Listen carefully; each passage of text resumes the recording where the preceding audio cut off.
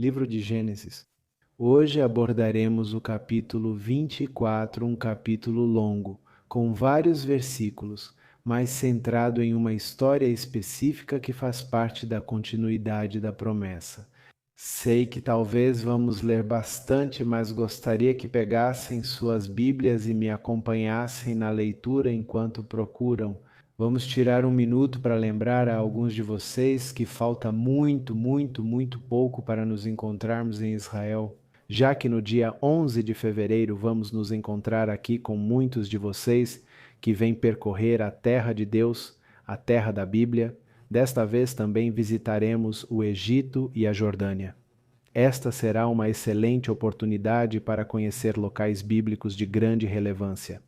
Para aqueles que não tiveram a oportunidade de se inscrever, lembro que ainda podem participar em junho de 2026.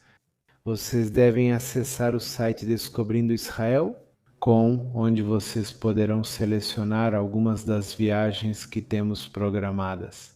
Também o percurso das 7 igrejas do Apocalipse. Vamos agendar para junho, após concluirmos nosso percurso por Israel. Para aqueles que já estiveram em Israel ou não podem fazer todo o percurso, eu os incentivo a nos encontrarmos diretamente na Turquia para podermos viver essa experiência bíblica. Então não se fala mais nisso, nos vemos e entrem no site que lá vocês terão todas as informações. Agora sim, vamos ler Gênesis capítulo 24 e vamos começar a partir do versículo 1, diz assim: Avraham já era velho e bem avançado em idade, e Adonai havia abençoado Avraham em tudo. Avraham disse ao servo mais velho de sua casa, responsável por tudo o que possuía: Agora põe tua mão debaixo da minha coxa, e te farei jurar por Adonai, Deus dos céus e da terra, que não tomarás para meu filho uma mulher das filhas dos cananeus, entre os quais habito, mas irás à minha terra e à minha parentela, e tomarás uma mulher para meu filho Itzchak. O servo lhe respondeu: Talvez a mulher não queira vir comigo para esta terra. Voltarei então com teu filho à terra de onde saíste? E Avraham lhe disse: Guarda-te, que não leves meu filho para lá. Adonai, Deus dos céus, que me tirou da casa de meu pai e da terra dos meus parentes, e falou comigo e jurou, dizendo: À tua descendência darei esta terra. Ele enviará o seu anjo diante de ti, e tu trarás de lá uma mulher para o meu filho. E se a mulher não quiser vir contigo, estarás livre deste meu juramento, somente não leves o meu filho para lá. Então o servo colocou a mão debaixo da coxa de Abraão, seu senhor, e lhe jurou sobre este assunto. E o servo tomou 10 camelos dos camelos do seu senhor e partiu, levando toda espécie de presentes escolhidos do seu senhor. Partiu para a Mesopotâmia, cidade de Naor, e fez os camelos ajoelharem fora da cidade perto de um poço, na hora da tarde, a hora em que as donzelas saem para buscar água, e disse: Ó Adonai, Deus, meu senhor Abraão, Deus do meu senhor Abraão, peço-te que hoje me concedas um bom encontro e faças misericórdia ao meu senhor Abraão. Eis que estou junto à fonte de água, e as filhas dos homens desta cidade saem para buscar água. Seja, pois, que a donzela a quem eu disser: Abaixe o seu cântaro, por favor, para que eu beba, e ela responder: Beba, e também darei de beber aos seus camelos. Que seja esta aquela que tu designaste para o teu servo Isaque, e assim saberei que mostraste misericórdia para com o meu senhor. Aconteceu que antes que ele terminasse de falar, eis que Rivca, que havia nascido de Betuel, filho de Milca, mulher de Naor, irmão de Avraham, chegou. Ela saía com seu cântaro sobre o ombro, e a moça era de aparência muito bonita. Virgem a quem homem algum havia conhecido, ela desceu à fonte, encheu seu cântaro e voltava. O servo foi até ela e pediu um pouco de água do cântaro para beber. Ela respondeu: Beba, meu senhor. e apressou-se em abaixar o cântaro sobre a mão e lhe deu de beber. E quando acabou de lhe dar de beber, disse: Também tirarei água para os seus camelos até que acabem de beber. Ela esvaziou o cântaro na cisterna e correu ao poço para tirar água para todos os camelos. O homem ficou maravilhado com ela em silêncio para saber se Adonai havia prosperado sua viagem ou não. E quando os camelos terminaram de beber, o homem lhe deu um pendente de ouro que pesava meio siclo e 2 braceletes que pesavam 10. E ele disse: De quem és filha? Peço que me digas: há na casa de teu pai lugar onde possamos ficar? E ela respondeu: Sou filha de Betuel, filho de Milca, que ela deu à luz a Naor. E acrescentou: Também há em nossa casa palha e muito forragem e lugar para pousar. Então o homem se inclinou e adorou a Adonai e disse: Bendito seja Adonai, Deus do meu senhor Abraham, que não retirou de mim sua misericórdia e verdade, guiando-me a Adonai no caminho para a casa dos irmãos do meu senhor. E a donzela correu e fez saber estas coisas na casa de sua mãe. E Rivca tinha um irmão chamado Lavã, que correu para fora até o homem, à fonte. Ao ver o pendente e as pulseiras nas mãos da irmã, que dizia: Assim ele me falou. O homem foi até ele, viu os camelos na fonte e disse: Venha, bendito de Adonai, por que está fora? Preparei a casa e lugar para os camelos. O homem entrou na casa, Labã soltou os camelos, deu-lhes palha, forragem e água para lavar os pés dele e os pés dos homens que vinham com ele, e lhe colocaram comida diante dele. Mas ele disse: Não comerei até que tenha dito minha mensagem. E ele lhe disse: Fale. Então ele disse: Eu sou servo de Abraão e Adonai. Ele abençoou muito o meu senhor, e ele se engrandeceu, e lhe deu ovelhas e vacas, prata e ouro, servos e servas, camelos e jumentos. E Sara, mulher do meu senhor, deu à luz na sua velhice um filho ao meu senhor, a quem ele deu tudo o que tem. Meu senhor me fez jurar: não escolha mulher cananeia para meu filho nesta terra, mas irás à casa de meu pai e à minha parentela, e tomarás mulher para o meu filho dentre a minha parentela. E eu disse: talvez. Vamos ver, esperem um segundo que eu vou. E eu disse: onde estou? Então você será livre. Eu me perdi.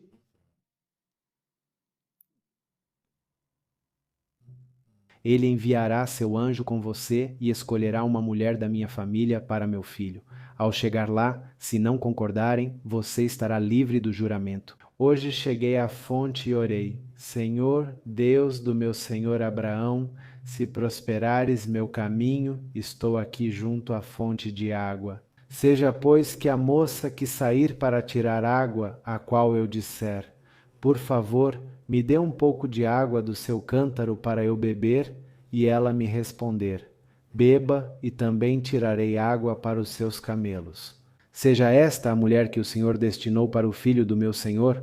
Antes que eu acabasse de falar em meu coração, eis que Rebeca, que saiu com seu cântaro sobre o ombro e desceu à fonte para tirar água. E eu lhe disse: peço que me dê de beber. E ela prontamente abaixou o cântaro de sobre si. Ela disse: beba, e darei água aos seus camelos. Bebi, e ela também deu aos meus camelos. Então eu lhe perguntei: de quem você é filha? E ela respondeu: sou filha de Betuel, filho de Naor, que Milca lhe deu. Então coloquei um pendente no nariz dela e braceletes em seus braços, e me inclinei. E adorei Adonai e bendisse Adonai, Deus do meu senhor Abraão, que me havia guiado pelo caminho da verdade, e a filha do irmão do meu senhor para seu filho. Agora, pois, se vocês desejam misericórdia e verdade com meu senhor, declarem-me, e se não, declarem-me também, e eu irei para a direita ou para a esquerda.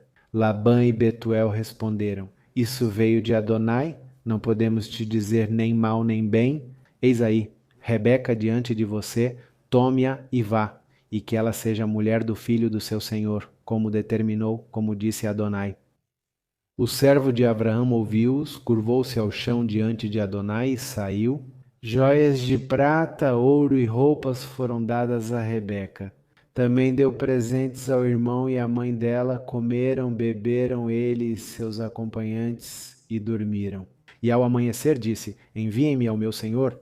Então responderam o irmão dela e a mãe dela: Que a moça fique conosco pelo menos 10 dias e depois irá. E ele disse: Não me detenham, pois Adonai prosperou o meu caminho.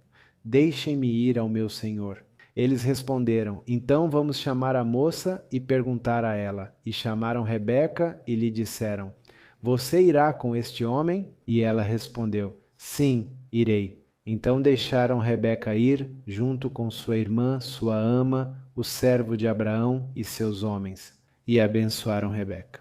E lhe disseram: Nossa irmã seja mãe de milhares e milhares, e que os teus descendentes possuam a porta dos seus inimigos. Então Risca se levantou com suas donzelas, montaram nos camelos e seguiram o homem, e o servo levou Rebeca e partiu. E Isaque vinha do poço do vivente que me vê, pois habitava no Neguebe, e Isaque tinha saído ao campo para meditar ao entardecer. E levantando os olhos viu, eis que vinham os camelos. Risca também levantou os olhos, viu Isaque e desceu do camelo. Pois ela havia perguntado ao servo: Quem é aquele homem que vem pelo campo ao nosso encontro? E o servo respondeu: Este é o meu senhor. Ela pegou o véu e se cobriu.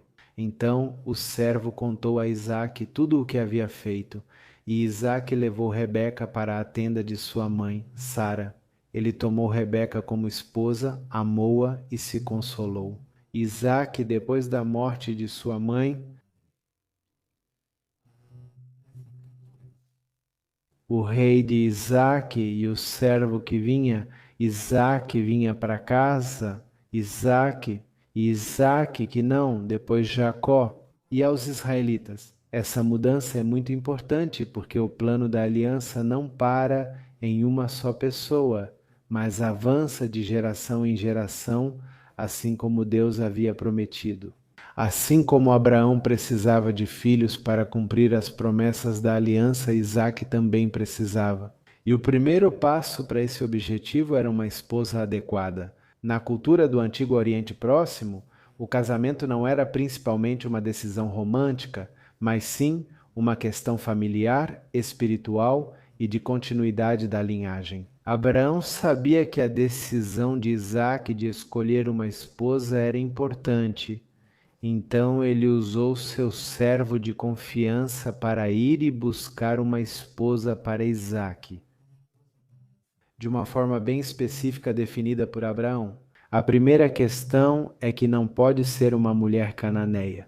Os cananeus eram os habitantes originais da terra de Canaã, praticavam religiões politeístas, rituais pagãos e costumes que estavam em oposição direta ao Deus de Abraão. Afinal de contas, se Abraão e seus descendentes iriam possuir a terra, não seria bom para Isaque? Entrar em uma aliança por meio de um casamento com uma mulher dessa família? E por quê? Porque logo iriam tirá-lo da terra. Além disso, Abraão não queria uma mulher criada na religião dos cananeus para educar os filhos da promessa, já que a fé e a identidade espiritual são transmitidas principalmente através e por meio do lar. Em segundo lugar, no improvável caso de o servo Eliezer não conseguir persuadir a esposa escolhida a vir para Canaã, o servo não podia levar Isaque à Mesopotâmia para nenhum casamento. Isso é significativo porque a Mesopotâmia ficava ao noroeste de Canaã, entre os rios Tigre e Eufrates, uma região fértil, mas também associada ao passado, da qual Deus havia chamado Abraão para sair. Isaque, como herdeiro da promessa, não deveria voltar para a terra de onde Deus havia tirado seu pai. O servo é enviado ao norte, de volta à terra natal de Abraão, a Mesopotâmia, e essa viagem envolvia percorrer centenas de quilômetros, provavelmente seguindo rotas comerciais conhecidas. Um membro da família que se case com Isaque.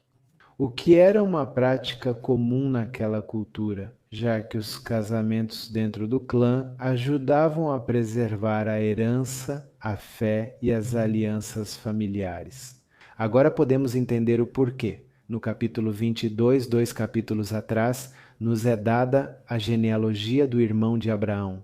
E é por isso que Abraão tinha a esperança de que a futura esposa de Isaque viria dali.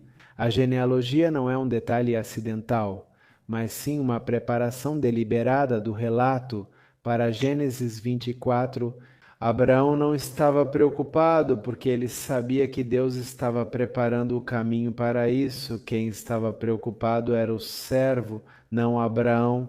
Com isso dito, o fato de que Abraão fez com que o servo fizesse mais um juramento.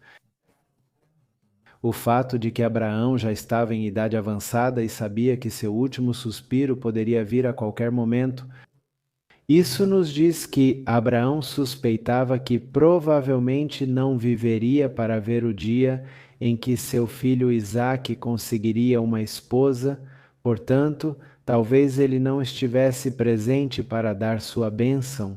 Ele deu ao servo todos os requisitos e desqualificações para a esposa de Isaque, para que ele pudesse cumprir essa tarefa no devido tempo. A parte segura. Vamos dizer assim, o plano de Deus continuaria mesmo após a sua morte. Esse juramento é feito com Abraão pedindo ao servo que colocasse a mão debaixo da sua coxa. O fato de que algum tipo de gesto acompanhar esse juramento era normal para aquela época e para todas as épocas, incluindo a nossa, a era moderna. Os juramentos, hoje em dia, quando alguém vai a um julgamento, o juramento solene quase sempre é acompanhado de uma ação física que simboliza a seriedade do compromisso. Mesmo nos tempos de Abraão, como disse, há registros da mão. Sente-se sendo levantada como parte de jurar uma promessa, uma prática que, sem dúvida, ainda é observada hoje em dia, inclusive nos contextos legais. Mas o que significa essa mão debaixo da coxa? O que isso quer dizer? Que bom! Isso é um idioma hebraico e está se referindo ou faz referência aos órgãos genitais de Abraão. Mesmo que isso soe estranho, soe esquisito para a nossa cultura moderna, há um significado para isso, sem dúvidas. Os rabinos da antiguidade explicaram que isso faz muito sentido dentro do contexto bíblico. Se eles estão certos ou não, isso é algo que eu pessoalmente não posso dizer. Mas eles afirmam que nos genitais do homem, que é o sinal da aliança com Adonai, é onde se faz a circuncisão. Essa marca física não era apenas um rito corporal, mas um sinal visível e permanente de pertencimento à aliança divina, à aliança de Deus. Essa história está em Gênesis 17, 11. O sinal da aliança entre eu e vocês será que circuncidarão a pele do prepúcio ao tocar a área onde residia o sinal da aliança. O juramento ficava diretamente ligado ao compromisso que o próprio Deus havia estabelecido com Abraão. Mais tarde, em Gênesis, nós vamos encontrar Jacó, o neto de Abraão, fazendo o mesmo gesto de juramento, mão debaixo da coxa de José. O que demonstra que não se trata de um ato isolado, mas de uma prática excepcional, reservada para momentos críticos relacionados ao cumprimento da aliança. Assim, essa ação estranha é vista como uma invocação do poder e da presença de Deus, aquele que criou a aliança, e também é Ele quem garante o juramento. Esse mesmo gesto não é encontrado em nenhum outro lugar, em nenhuma outra cultura ou época. E as únicas duas menções disso na Bíblia são as que acabei de citar. E elas vão implicar que os patriarcas cumpram as provisões do pacto em momentos decisivos para o futuro da promessa. As palavras de instrução que Abraão dá aos seus servos são as últimas palavras registradas de Abraão na Bíblia, e a transição que vemos entre algumas das suas primeiras declarações registradas e o que lemos agora é notável. No início de sua caminhada, Abraão faz perguntas, expressa dúvidas e busca confirmações. Aqui ele fala com certeza, autoridade espiritual e plena confiança de que Deus cumprirá o prometido. Mesmo quando ele próprio já está perto do fim de sua vida, ali sua fé é firme, não há nenhuma preocupação, porque tudo está nas mãos de Deus. E ele confia completamente que Adonai vai cumprir tudo o que prometeu a Abraão. Antes ele perguntou: Como eu sei que vou possuir a terra? Vocês se lembram? Ele mentiu até mesmo sobre sua esposa Sara, queria saber como teria descendentes, se sua mulher era estéril e etc. É isso que anos e anos de caminhada com Deus trazem, maturidade na fé. Isso não acontece rápido, sem dúvidas que não acontece rápido, mas esse servo em quem ele confiava, provavelmente Eliezer de Damasco, de quem se fala nos capítulos anteriores, foi bastante influenciado por Abraão, já que ele viajava de volta para a Mesopotâmia, o local de nascimento de Abraão. E enquanto ele chega à cidade de Naor, ele ora a Deus para que a vontade de Deus seja feita. Geograficamente, essa cidade estava localizada no norte da Mesopotâmia, uma região conhecida como Aram Naharaim. Era uma zona fértil, atravessada por antigas rotas comerciais. É ainda mais interessante quando algumas versões da Bíblia mostram Eliezer chamando Deus de Adonai, Senhor Jeová.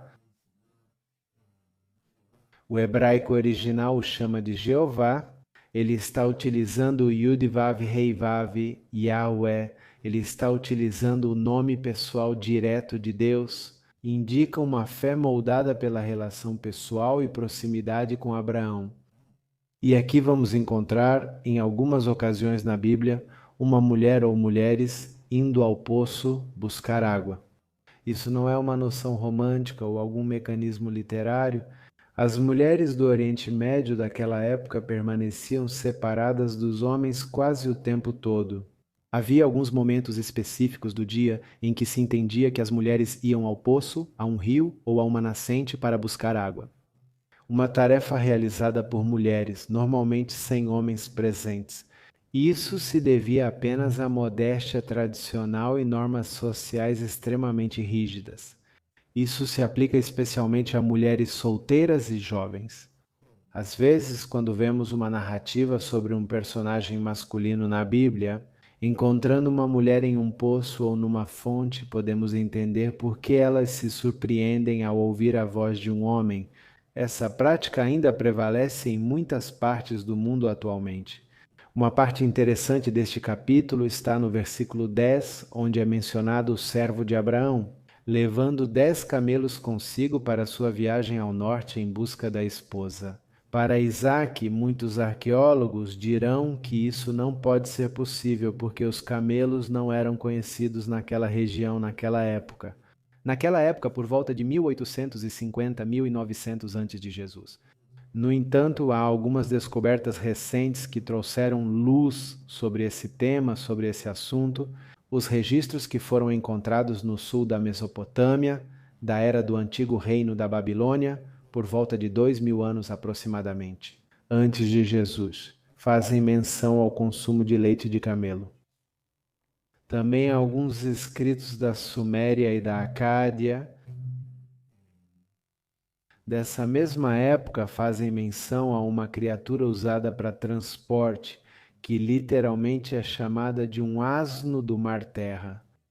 Junto com esses escritos havia pictografias do dromedário, um dromedário que tem apenas uma corcova, as que se veem muito por aqui com Israel, o que nós erroneamente chamamos de camelos, mas na verdade é um dromedário. Um dromedário não é um camelo, é uma criatura com uma corcova. Um camelo é uma criatura com duas corcovas, mas isso aparece no habitat de todo esse território da Mesopotâmia. Enquanto o dromedário estava na Península Arábica, bem longe, muito ao sul, onde Abraão teria tido um dromedário. Então faz muito sentido. Enquanto vagavam pelas regiões do sul e constantemente lidavam com tribos semitas do sul, então essa ideia de que Gênesis 24 é uma adição ou redação feita muito tempo depois não tem nenhum tipo de fundamento. Agora, é muito importante aprender que Eliezer foi ao poço na hora do dia que é mencionada, porque ele sabia que naquela hora era o momento em que ele iria encontrar mulheres elegíveis. Isso não era uma coincidência. No Oriente Médio, se você quisesse encontrar uma jovem, aquele era o lugar. Eliezer vê jovens começando a chegar e então faz um acordo com Deus. Então, ele apresenta uma prova para ter certeza de que a mulher que ele escolheria para Isaque era a mulher que Deus queria. Antes de ele terminar de falar com Deus, sua oração é respondida por Rívika, filha de Betuel. Betuel era sobrinho de Abraão, ele era filho do irmão de Abraão. Dessa forma, mais uma vez, vemos como a narrativa confirma que Deus estava guiando cada detalhe para cumprir sua promessa. Então Betuel, o pai de Rívika, era parente próximo de Abraão, e portanto Rívika era da família de Isaque, era como uma prima de segundo grau. A relação entre Isaque e Rebeca era de sangue, mas eles não eram parentes próximos. Algo comum e aceitável no Antigo Oriente Próximo, especialmente para preservar a linhagem e a herança familiar. Por que Rebeca disse exatamente as mesmas palavras que Eliezer havia dito em sua prova a Deus? Ele sabia que estava certo, mas ficou calado porque queria ver como tudo isso se desenrolava. Ele queria ter certeza. O fato de que ela continuou tirando água até que os camelos que Eliezer trouxe estivessem satisfeitos é provavelmente bastante impressionante. Considerando que um único camelo pode beber, depois de uma longa viagem, consumiram dezenas de litros de água. Isso mostra tanto a precisão do sinal quanto o caráter diligente e prestativo de Rebeca. Consequentemente, Eliezer dá o próximo passo. Eliezer entrega a Rebeca presentes de grande valor, ele está dando a ela argolas para o nariz. Uma joia comum para aqueles dias e para aquelas culturas. Não tinha conotação negativa, era um símbolo visível de compromisso e status familiar. E claro, Rebeca corre para casa, conta para sua mãe e para as outras mulheres do clã o que tinha acontecido. Seguindo o padrão cultural, onde os assuntos dos jovens eram tratados primeiro dentro do âmbito feminino do lar, quando o irmão de Rebeca, Labão, que vai desempenhar um papel muito importante no futuro, vê as joias caras que sua irmã está usando. Ele vai diretamente ao encontro do homem que deu esses presentes a ela. Conhecer uma pessoa estranha, um convidado, era um assunto importante naquela época, ainda mais quando essa pessoa estranha era rica. É isso que empolgava Labão. Labão estava tão empolgado que até invoca o nome de Adonai ao cumprimentar Eliezer. Não sabemos, ou talvez não devamos ficar muito impressionados ao tirar uma conclusão espiritual com o que Labão faz mais tarde. Vamos ver que Labão tinha muitos deuses. Ele estava apenas sendo cordial e diplomático quando usou justamente o nome de Deus, a quem o senhor de Labão, Eliezer, servia Abraão. Eliezer é convidado a ficar com a família, mas primeiro o convidam para jantar. Então Eliezer é um servo leal e ele está em uma missão. Ele quer saber se está perdendo seu tempo. Ele inicia apresentando seu senhor e seu objetivo. Depois, para que não haja dúvida de que ele pôde ou de que o pudor da jovem não foi transgredido, nem que ela tenha feito algo inapropriado. Ao falar com um homem e para mostrar que todas as intenções eram honrosas, ele volta a expor tudo o que foi dito. Ele explica como cumpriu seu dever e como chegou até onde estava Rívika, Rebeca, na habitual hospitalidade do Oriente, que é o que vemos aqui. No caso de Rebeca e do irmão, eles dizem que não está ao alcance deles ir contra a vontade de Deus para sua filha. Não há dúvida de que não era porque eles estavam ansiosos para se livrar de Rebeca, mas sim porque viram os presentes caros que haviam dado a Rebeca. Eles sabiam que iriam receber uma grande recompensa apenas por dar a mão da filha, e foi assim mesmo. Rebeca, junto com as mulheres que cuidavam dela desde criança, acompanharam Eleazar. Elas seguiram com ele de volta para Canaã. Foi interessante, mas podemos ver o pequeno papel que o pai Betuel teve em tudo isso. Labão, o irmão de Rivca, é o personagem dominante do lado da família de Rivca, de Rebeca, e isso não é comum. A explicação mais provável seria que Betuel estava fraco, seja pela idade ou por doença, e como era costume, Labão, provavelmente o primogênito de Betuel, tinha responsabilidades como guardião das mulheres que ainda não eram casadas. Nos versículos 54 e 55, quando vemos Eleazar pedindo permissão para que Rivca fosse com ele, é a mãe e o irmão, e não o pai, que pedem para que ela não vá. As negociações ainda continuam por mais um tempo e, finalmente, quando Rivca diz que está pronta para ir, é então que lhe dão permissão.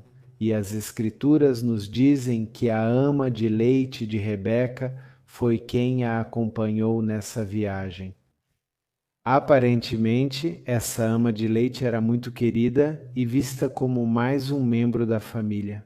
O mais provável é que essa ama de leite tenha cuidado de Rivka quando ela era pequena e exerceu as funções de uma ama de leite, que eventualmente se tornaria uma companheira e guardiã de Rivka.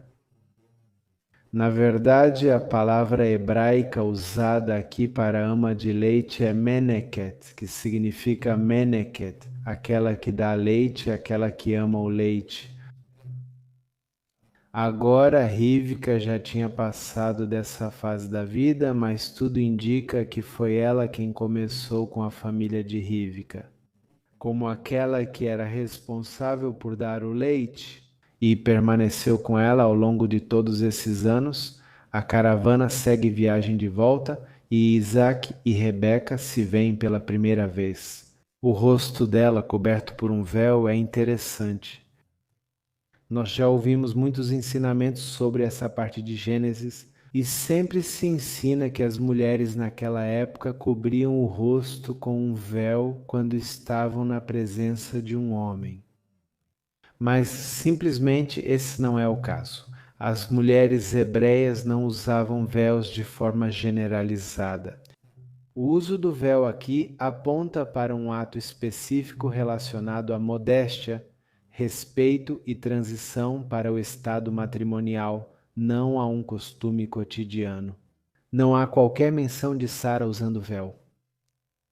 Interessante, não é? Também não era costume na Mesopotâmia que as mulheres usassem véus como um sinal geral de pudor. Essa ideia é uma projeção moderna para o passado, porque os véus naquela parte do mundo e naquela época, como um tipo de decoração, também eram usados como uma demonstração visível de riqueza, de status social.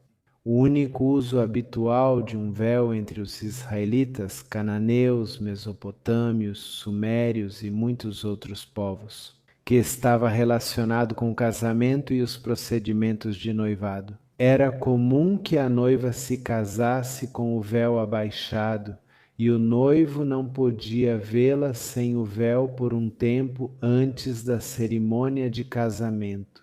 Daí surge em parte a prática moderna do véu da noiva, onde normalmente o noivo o levanta ao completar os votos matrimoniais. O que isso indica é que Rebeca estava deixando Isaque saber que ela era a mulher que seu pai havia escolhido para ele, e ela dava seu consentimento para ser sua esposa.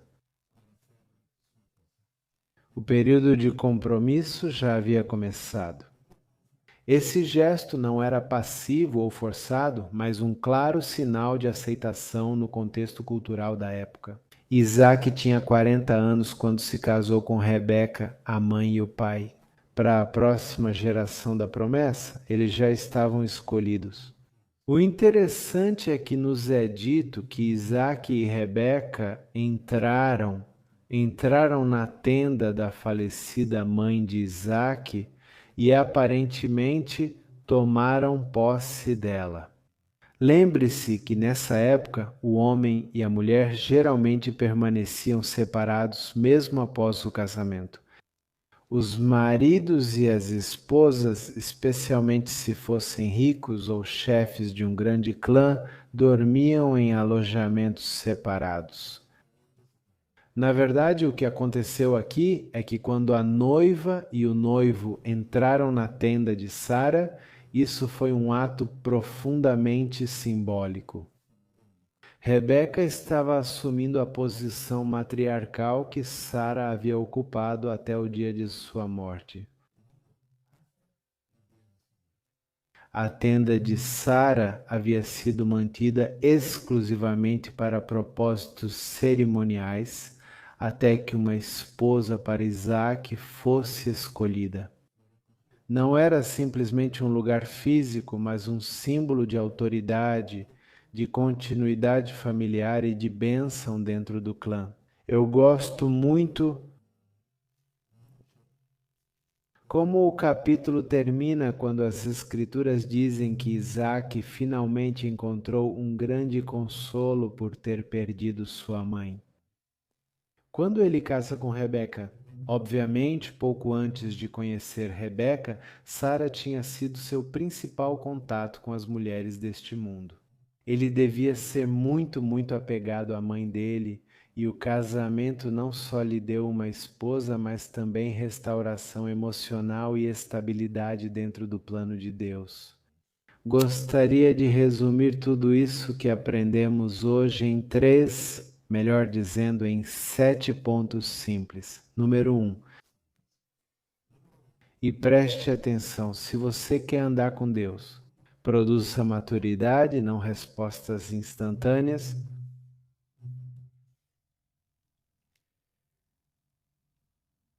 No mundo antigo, a fidelidade era provada com anos de obediência, não com emoções momentâneas. Nossa fé amadurece quando deixamos de exigir explicações constantes de Deus e aprendemos a confiar em seu caráter. A maturidade espiritual não se desenvolve rapidamente, é o resultado de caminhar com Deus por muito tempo, mesmo quando não entendemos. Número 2. As decisões importantes devem ser tomadas com intenção espiritual e não apenas de forma emocional. O casamento era visto como uma questão espiritual, de legado, não apenas de sentimentos. Vivemos em uma cultura que decide com base em emoções do momento. Gênesis 24 nos lembra que as decisões que afetam nosso futuro espiritual devem ser tomadas com oração, sabedoria e valores claros. Número 3. Deus age através de pessoas comuns que tomam decisões. Os servos fiéis eram responsáveis por tarefas que afetavam gerações. Nem todos somos Abraão ou Isaque, mas todos podemos ser Eleazar, pessoas fiéis que obedecem a Deus naquilo que parece pequeno, mas que tem consequência eterna. O da oração não é reação à pressão. Lançamento mundial, adaptação Tamas, obrigado, mas quem está com ela é Eliezer. Ele ora, mas também vai ao poço no momento certo. Ele conhecia a cultura, agiu com sabedoria e com prática. Orar não significa ficarmos passivos esperando sinais místicos. Deus espera que oremos e hajamos com discernimento, usando a sabedoria que Ele já nos deu. Número 5. O caráter revela mais do que as palavras. Rebeca mostra serviço, humildade e dedicação. Tirar água para os camelos era uma tarefa pesada e voluntária. Deus continua olhando para o coração e o caráter. A verdadeira espiritualidade se revela em atos simples de serviço, não em grandes discursos religiosos. Número 6. Deus respeita a vontade humana dentro do seu plano supremo. Ela é perguntada se quer ir e ela aceita. Apesar dos casamentos arranjados, o consentimento era importante. Deus não iria forçar a vontade ou impor a vontade dele sobre nós. Ele guia, prepara e abre caminhos, mas espera a nossa resposta. Aproximar-se de Deus implica dizer sim quando Ele está nos chamando. E número 7, curar o passado faz parte do plano de Deus. Isaque encontra consolo após a morte de Sara. Rebeca assume o papel de matriarca, sendo ela quem trouxe restauração ao lar. Então Deus não só cumpre promessas futuras, mas também cura feridas do passado. Às vezes, aproximar-se mais de Deus significa permitir que Ele traga consolo onde houve perda. Gênesis 24 não é apenas uma história antiga de um casamento, é um retrato de como Deus age quando as pessoas andam com Ele, quando tomam decisões com fé e confiam, mesmo quando não veem o resultado imediato. Essa história nos convida a perguntar não só o que Deus fez, mas como nós respondemos a isso hoje em dia. Eu quero parar aqui com o estudo de hoje. Obrigado. Acho que destacamos muitos pontos importantes nesses 7 tópicos. Tentei resumir tudo o que discutimos hoje. Mas acho que, sem dúvida, aprendemos muito. Que eu gostaria. Normalmente não peço, mas compartilhem o vídeo se este estudo foi uma bênção para vocês.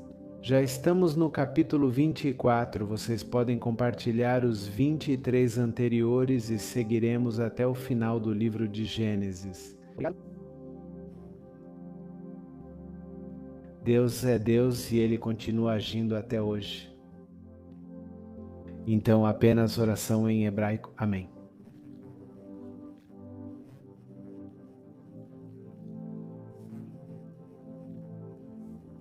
Que o Senhor os guarde, que o Senhor os abençoe, que o Senhor faça resplandecer o seu rosto sobre vocês, que tenha misericórdia de vocês e que coloque em vocês a paz. Nos vemos em um próximo encontro, próximo domingo. Aqui estamos com Gênesis capítulo 25.